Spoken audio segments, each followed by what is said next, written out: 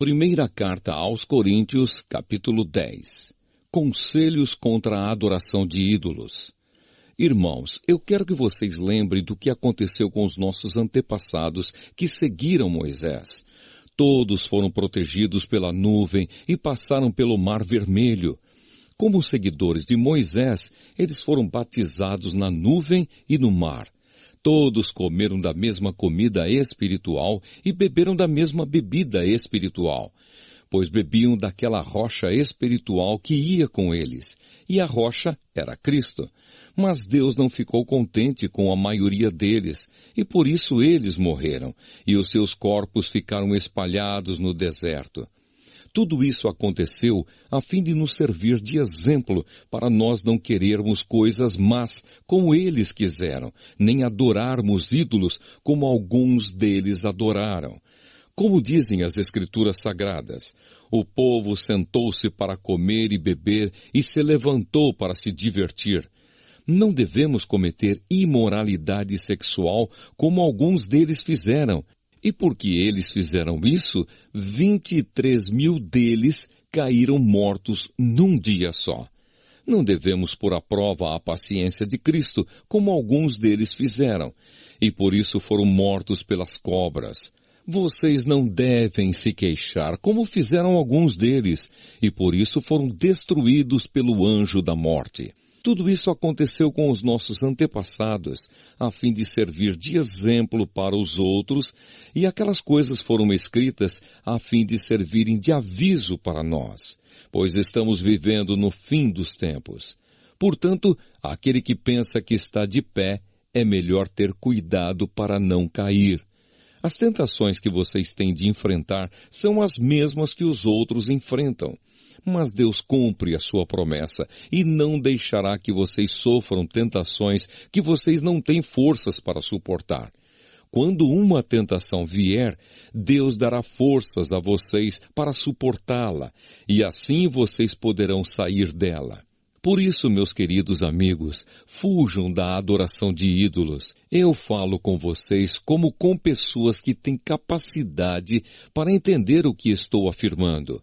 Julguem vocês mesmos o que eu estou dizendo. Pensem no cálice pelo qual damos graças a Deus na ceia do Senhor. Será que quando bebemos desse cálice não estamos tomando parte no sangue de Cristo? E quando partimos e comemos o pão, não estamos tomando parte no corpo de Cristo? Mesmo sendo muitos, todos comemos do mesmo pão, que é um só, e por isso somos um só corpo. Pensem no povo de Israel. Aqueles que comem as coisas oferecidas em sacrifícios tomam parte juntos no sacrifício que é oferecido a Deus no altar. O que é que eu quero dizer com isso? Que o ídolo ou o alimento que é oferecido a ele tem algum valor? É claro que não. O que estou dizendo é que aquilo que é sacrificado nos altares pagãos é oferecido aos demônios e não a Deus. E eu não quero que vocês tomem parte nas coisas dos demônios. Vocês não podem beber do cálice do Senhor e também do cálice dos demônios. Vocês não podem comer na mesa do Senhor e também na mesa dos demônios. Ou será que queremos provocar o Senhor, fazendo com que ele fique com ciúmes? Por acaso, vocês pensam que somos mais fortes do que ele? Respeito pela opinião dos outros. Alguns dizem assim: podemos fazer tudo o que queremos. Sim, mas nem tudo é bom. Podemos fazer tudo o que queremos, mas nem tudo é útil. Ninguém deve buscar os seus próprios interesses, e sim os interesses dos outros. Vocês podem comer de tudo que se vende no açougue, sem terem nenhuma dúvida de consciência. Pois, como dizem as Escrituras Sagradas, a terra e tudo o que nela existe pertencem ao Senhor. Se alguém que não é cristão convidá-los para comer e vocês resolverem ir, comam o que for posto na frente de vocês e não façam perguntas por motivo de consciência. Mas se alguém disser a vocês, esta comida foi oferecida aos ídolos, neste caso não comam, por causa daquele que disse isso e também por motivo de consciência.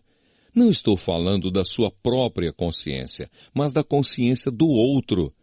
Mas alguém pode perguntar: por que é que a minha liberdade deve ser diminuída pela consciência dos outros? Se eu agradeço a Deus o alimento que como, por que é que sou criticado se já o agradeci a Deus? Portanto, quando vocês comem, ou bebem, ou fazem qualquer outra coisa, façam tudo para a glória de Deus. Vivam de tal maneira que não prejudiquem os judeus, nem os não-judeus, nem a igreja de Deus. Façam como eu.